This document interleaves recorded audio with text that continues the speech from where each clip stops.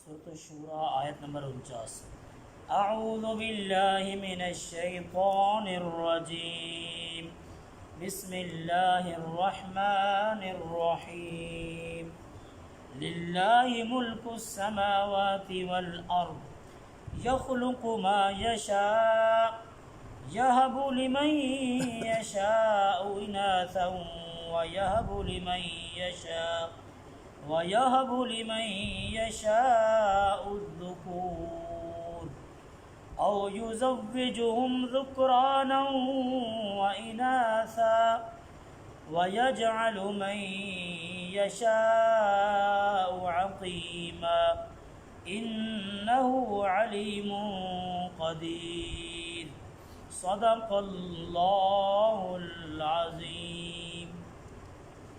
للہ، اللہ کے لیے ہے، ملک السماواتی، بادشاہت آسمانوں کی، والارض اور زمین کی، یخلق وہ تخلیق فرماتا ہے، ما جو، یشاء وہ چاہے، یہب وہ عطا فرماتا ہے، لمن جس کے لیے بھی، یشاء وہ چاہے، اناثا بیٹیاں، ویہب اور وہ عطا فرماتا ہے، لمن یشاء جس آدمی کے لیے بھی وہ چاہے، الذکور بیٹے، او یا یزوجہم وہ جوڑے بنا دیتا ہے،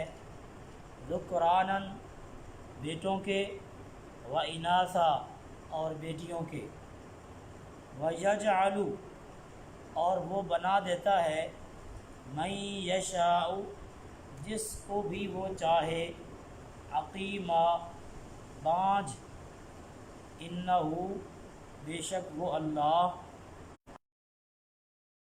خوب علم رکھنے والا ہے، قدیر اور قدرت والا ہے۔ محترم حضرات، آپ نے گزشتہ درس میں سماعت کیا، اللہ رب العالمین نے حضور صلی اللہ علیہ وآلہ وسلم کہ محبوب اگر کافر آپ کی بات سننے کے لیے تیار نہیں ہو رہے اور اعراض کر رہے ہیں، منہ پھیر رہے ہیں، تو آپ ان کے اوپر نگہبان نہیں بنائے گئے کہ آپ ان پر زبردستی کریں اور ان سے ایمان جو ہے وہ قبول کریں جبراً۔ آپ نگہبان نہیں ہیں، آپ کا جو فریضہ ہے وہ ہے ان تک پیغام خدا بندی پہنچا دینا، اور آپ پہنچا چکے۔ انسان کی فطرت کو اللہ نے بیان کیا کہ جب انسان کو ہم کوئی رحمت کا مزہ چکھاتے ہیں، اس کو امن اور عافیت پہنچتا ہے، اس کو خوشحالی پہنچتی ہے، زندگی میں کوئی سکون ملتا ہے، اس پر وہ بڑا خوش ہوتا ہے۔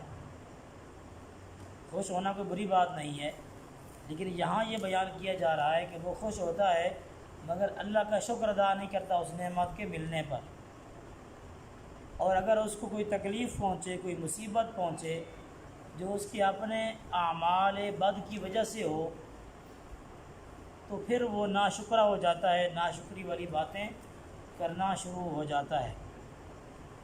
آج کی ان آیات میں اللہ رب العالمین نے فرمایا، للہ ملک السماوات والارض، بادشاہت وہ آسمانوں کی ہو یا زمین کی، رب العالمین کے پاس ہے، حقیقی بادشاہ وہی ہے۔ دنیا کے اندر اللہ رب العالمین کچھ لوگوں کو بطور آزمائش بادشاہت عطا کرتا ہے، حکمرانی دیتا ہے، تھوڑی دیر کے لیے، کچھ وقت کے لیے ان کو حکمران بناتا ہے، تاکہ وہ یہ ظاہر کرے کہ یہ کرتے کیا ہیں، کیا اللہ کا قانون اس دھرتی پر رائج کرتے ہیں یا نہیں۔ اس بات کو ظاہر کرنے کے لیے اللہ لوگوں کو وقتی طور پر، عارضی طور پر بادشاہت اور حکمرانی اور حکومت عطا کر دیتا ہے، مگر یاد رکھیے یہ حکومت فانی حکومت ہوتی ہے، عارضی حکومت ہوتی ہے، کئی آئے انہوں نے حکومتیں کی اور چلے گئے، 4 آدمیوں نے پوری دنیا پہ حکومت کی ہے، 4 آدمیوں نے پوری دنیا پہ حکومت کی ہے، اور 5ویں آدمی نے آنا ہے پوری دنیا پہ حکومت کرنے کے لیے۔ جو حکومت کر چکے ان میں پہلا نام ذوالقرنین، جن کا ذکر 16ویں پارے کے دوسرے رکوع کے اندر ہے۔ ذوالقرنین اللہ کے نیک بندے تھے، ان کے بارے میں ایک روایت یہ بھی ہے کہ یہ نبی تھے، اللہ کے نیک بندے تھے۔ بہرحال انہوں نے پوری دنیا پہ حکومت کی ہے، حتیٰ کہ مشرق سے مغرب تک انہوں نے سفر کیا ہے، اور ان کے مشرق سے مغرب تک کے سفر کو قرآن نے بیان کیا ہے۔ اتنا بڑا سفر ابن بطوطہ بھی نہیں کر سکا جتنا بڑا سفر جناب ذوالقرنین نے کیا ہے۔ دوسری حکومت جو دنیا پہ سب سے بڑی حکومت شمار کی گئی ہے وہ حضرت سلیمان علیہ السلام کی ہے، اور 2 کافروں نے حکومت کی ہے پوری دنیا کے اوپر، ایک نمرود نے اور ایک بخت نصر نے۔ بخت نصر یہ وہ تھا جس نے یروشلم کے اندر یہودیوں کو مارا اور صفحہ ہستی سے ان کو مٹا دیا، چند ایک یہودی بچ گئے، باقیوں کا صفایا کر دیا۔ یہ 4 گزر چکے، اور 5ویں حکومت جو کہ پوری دنیا پہ حکومت ہوگی وہ حضرت امام مہدی کی ہے، جنہوں نے آنا ہے عیسیٰ علیہ السلام کے دور میں، بلکہ انہوں نے پیدا ہونا ہے۔ ان کے بارے میں ہمارا عقیدہ یہ ہے کہ وہ پیدا ہوں گے، ان کا اسم گرامی محمد ہوگا، ان کی والدہ محترمہ کا نام آمنہ ہوگا، ان کے والد محترم کا نام عبداللہ ہوگا، یعنی حضور علیہ الصلوۃ والتسلیمات کی طرح ان کے والدین کے نام ہوں گے، اور وہ پیدا ہوں گے، پھر وہ بڑے ہوں گے، جوانی کو پہنچیں گے، ان کی عمر 33 یا 34 سال ہوگی، طواف کعبہ میں وہ مصروف ہوں گے، افراتفری کا دور ہوگا، مسلمان ان کو وہاں پہچان لیں گے حج کے موقع پر کہ جی یہ ہیں امام مہدی، ان کے ہاتھ بیعت کی جائے گی، شام کو وہ مرکز بنائیں گے، اور وہاں سے دجال کا خاتمہ ہوگا۔ یہ وہ زمانہ ہوگا جب دجال دنیا میں آ چکا ہوگا۔ عیسیٰ علیہ السلام سے پھر جب ان کی ملاقات ہوگی، عیسیٰ علیہ السلام آسمان سے اتریں گے جامع مسجد دمشق، اس کے مشرقی مینار پر۔ امام مہدی کی جو حکومت ہوگی یہ عدل و انصاف کی حکومت ہوگی، اور یہ وہی زمانہ لوٹ آئے گا جس حکومت کی بنیاد حضور علیہ الصلوۃ والتسلیمات نے ریاست مدینہ کے طور پر رکھی تھی۔ وہی عدل و انصاف، وہی سسٹم پھر لوٹے گا، اور مسلمان دوبارہ عروج میں آئیں گے۔ یہ وہ زمانہ ہوگا۔ تو دنیا کے اندر اللہ لوگوں کو بادشاہتیں دیتا رہا ہے، مالک الملک ہے، وہ تمام بادشاہوں سے سب سے بڑا بادشاہ ہے۔ توتی الملک من تشاء، جس کو چاہتا ہے وہ بادشاہ دے بھی دیتا ہے، اس سے اس کی بادشاہت پہ کوئی کمزور نہیں ہو جاتی، کوئی اس کو فکر نہیں ہے کہ میری بادشاہت کمزور ہو جائے گی۔ کافروں کو بھی طاقت عطا کر دیتا ہے۔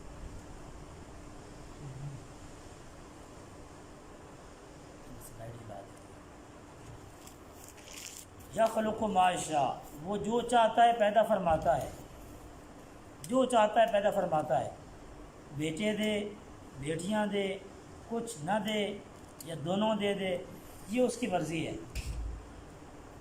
یہب لمن یشاء اناثا، وہ جس کو چاہتا ہے بیٹیاں عطا کرتا ہے، صرف بیٹیاں دے دیتا ہے۔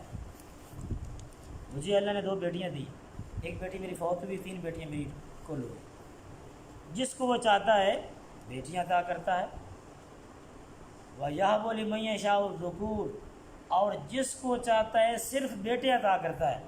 ہماری فیملی کے اندر ایک ایسی مثال ہے، 2 بہن بھائی ہیں، بھائی کو اللہ نے 7 بیٹے عطا کیے ہیں، بہن کو اللہ نے 7 بیٹیاں عطا کی۔ یہ ہماری فیملی میں ایک عجیب یعنی مثال ہے۔ تو یہ اللہ کا نظام ہے، جس کو چاہے بیٹے دے، جس کو چاہے بیٹیاں دے۔ اس میں خاتون کا کوئی قصور تو نہیں کہنا چاہیے، یعنی خاتون کا کوئی کردار نہیں ہے ایسے حوالے سے۔ اگر ہمارے معاشرے میں یہ اگر کوئی بیٹی ہو تو ساس اور سسر اس بہو کو بیچاری کو تانے دیتے ہیں، برا سمجھتے ہیں کہ یہ آئی ہے کوئی نحوست والی، بیٹا نہیں ہوا بیٹی ہوئی ہے، تانے دیتے ہیں۔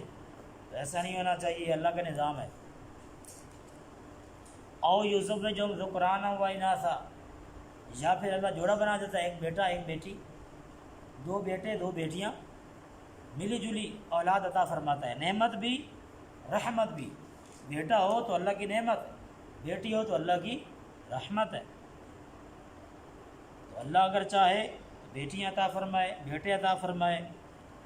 وَيَجْعَلُ مَن يَشَاءُ عَقِيمًا، اور اگر چاہے تو وہ بانجھ بنا دیتا ہے، اولاد سے محروم کر دیتا ہے۔ آپ نے بھی زندگی میں بڑی مثالیں دیکھی ہوں گی کہ جتنے سال گزر گئے شادی کو اولاد نہیں ہوئی۔ میرے بڑے بھائی ان کی شادی کو 17 سال ہو چکے ہیں، اولاد نہیں ہوئی۔ اسی طرح ایک مجھے صاحب ملے یہاں مسجد میں، انہوں نے بتایا کہ میری شادی ہوئی 25 سال بعد مجھے اللہ نے بیٹا عطا کیا، 25 سال کے بعد۔ حضرت سیدنا ابراہیم علیہ السلام کو جو اللہ نے بیٹا عطا فرمایا، اسماعیل علیہ السلام 90 سال کے بعد، 90 سال کی عمر میں یعنی یہ بیٹا عطا کیا اللہ رب العالمین۔ تو یہ اللہ کا نظام ہے، کچھ لوگوں کو بانجھ کر دیتا ہے، ان کی کوئی اولاد نہیں ہوتی، یہ اللہ کا نظام ہے۔ انہ علیم قدیر، بے شک اللہ علم والا ہے، قدرت والا ہے، وہ سب کچھ جانتا ہے، اور اس کی بے شمار حکمتیں ہیں، انسان کی سمجھ میں نہیں آتی، یہ اس کی حکمتیں ہیں، حکمتوں کے تقاضے ہیں، وہ سب کو جاننے والا ہے اور پوری قدرت والا بھی ہے۔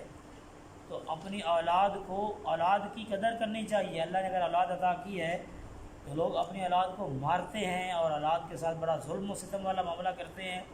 حضور علیہ الصلوۃ والتسلیمات نے فرمایا ان اولادکم ہدیۃ الیکم، بے شک جو تمہاری اولاد ہے اللہ کی طرف سے تحفہ ہے تمہارے لیے، گفٹ ہے۔ ایک حدیث پاک میں فرمایا گیا اکرموا اولادکم، اپنے اولاد کی عزت کرو،